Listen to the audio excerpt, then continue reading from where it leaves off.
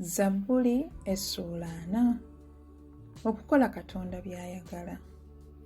Mu bugumikiriza nnalindirira Mukama, Nnantegera okutu, n'awulira okukaaba kwange.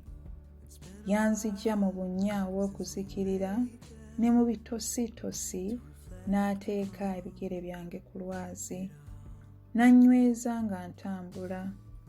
Yanjigiriza oluyimba, oluggya, olutendereza Katonda wange. Bangi abaliraba kino ne batya, ne beesiga Mukama.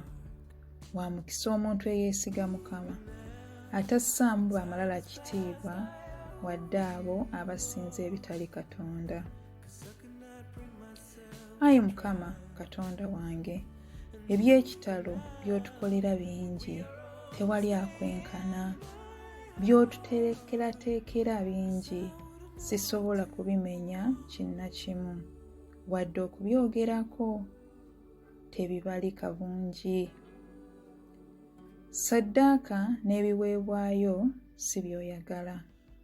Ebyokebwa n'ebiweebwayo olw'ebibi tobyetaaga, wabula wampa amatu mpulire. Ne ndyoka njogera nti nzuuno nzize. Ebinjogerako biwandiikiddwa mu muzingo gw'ekitabo. Nsanyuka okukola by'oyagala, Ayi Katonda wange, era nkuuma amateeka go mu mutima gwange munda. Mbuulidde obulokozi bwo mu kibiina ekinene. Ayi Mukama, gwe omanyi. Sirekangayo kukyogerako ekyo.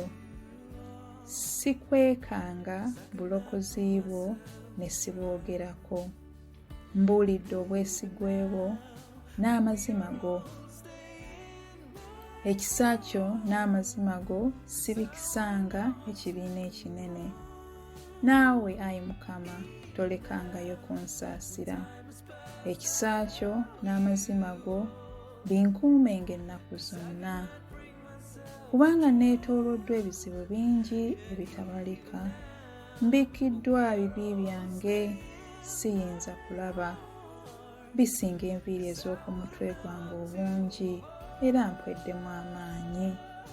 Kkiriza Ayi Mukama okumponya. Yanguwa okunnyamba Ayi Mukama. Bonna bakwatibwe ensonyi baswale abaagala okunzita. Abasanyukira obuyinike bwange bazibwe emabega nga baswadde. Abansekerera baswale. Bonna abakunoonya basanyuke bajaguze. Abo abakwebaza olw'okubalokola boogere nga bulijjo nti Mukama agulumizibwe.